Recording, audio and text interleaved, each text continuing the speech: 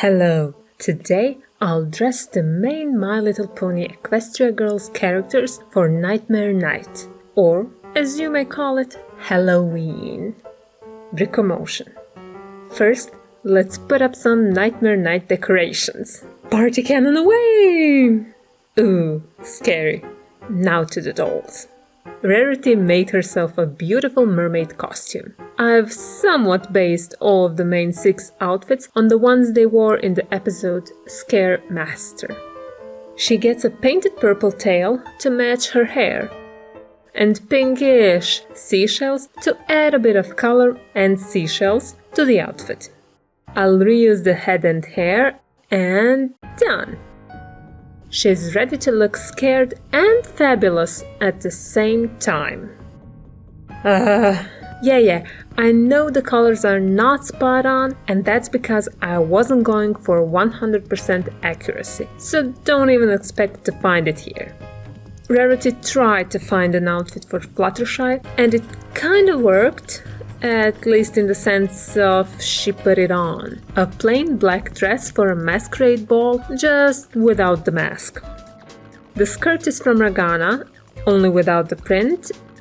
And for the torso, I traced the outline of the pink shirt with black paint. It worked well. I'm especially pleased with the bow on the back. The outfit is as plain and as black as it can be, and as such, I think it suits Fluttershy. The others do have a bit more elaborate outfits, like Pinkie Pie. She's on roller skates. Need I say more? White roller skates, check. Very nicely painted purple shorts and socks with light blue details, check. A shiny white blue torso, check. A face with a purple tattoo, check. I'm giving her purple and not blue eyes because she looks more like Pinkie this way. Now all we need is this hairstyle. There doesn't seem to be anything even remotely similar. Then I'll guess this one will have to do. It is pink and blue, so it matches the outfit, but the style would be more suited for Rarity, so maybe I could just keep the original hairpiece? You can decide which one you like more. I like them both, although neither one is as pinky as I want them to be. Twilight Sparkle chose an interesting costume. I wasn't sure how to translate it on a mini-doll, so I used this minifigure as an additional reference. The legs are a painted over version of the piece on the left. Many layers were required to get to this look, but it was all worth it. The torso is a print partially removed and then painted over rendition of the original. And here you can clearly see the minifigure's influence. Her head and hair can be reused, cause I refuse to use something like this. But I will steal the helmet crest from the battle goddess and put it straight on Twilight's hair. Not the perfect solution, but it works. I love the synergy between the colors used on this mini doll. And the truthfulness to the original is also pretty high. Swoosh! What was that? Probably nothing. Rainbow Dash is going as an astronaut. I really like her suit. It has a retro future vibe, so I painted the boots light blue and turquoise, and I continued the style onto the torso. I used a Cinderella torso, so the mini doll would have full protection of hands. Apparently, you need lots of protection in space, everywhere except around the neck. That's where the retro future really shines through.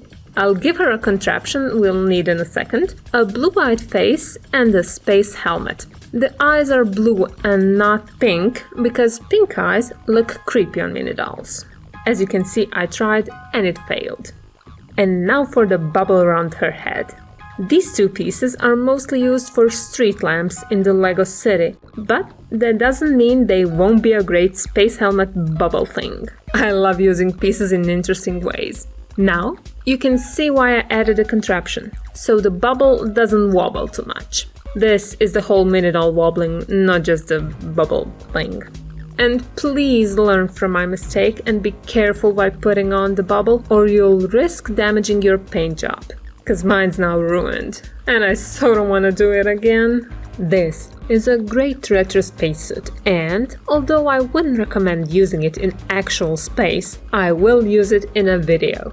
Applejack has a simple yet effective lion costume. I used regular brown pants and a painted brown shirt.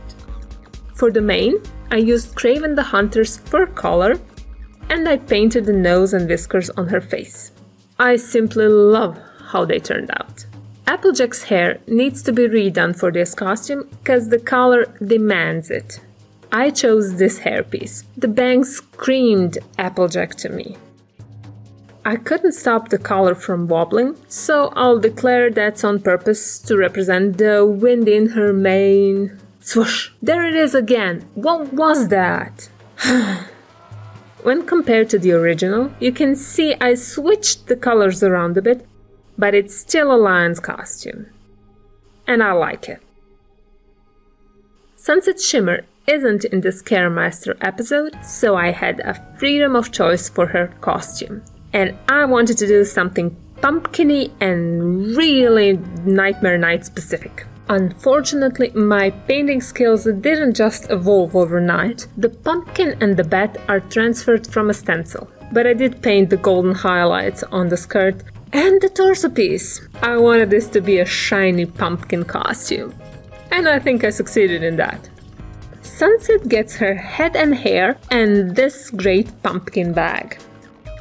Swoosh, swoosh. This is getting ridiculous. Who or what is that?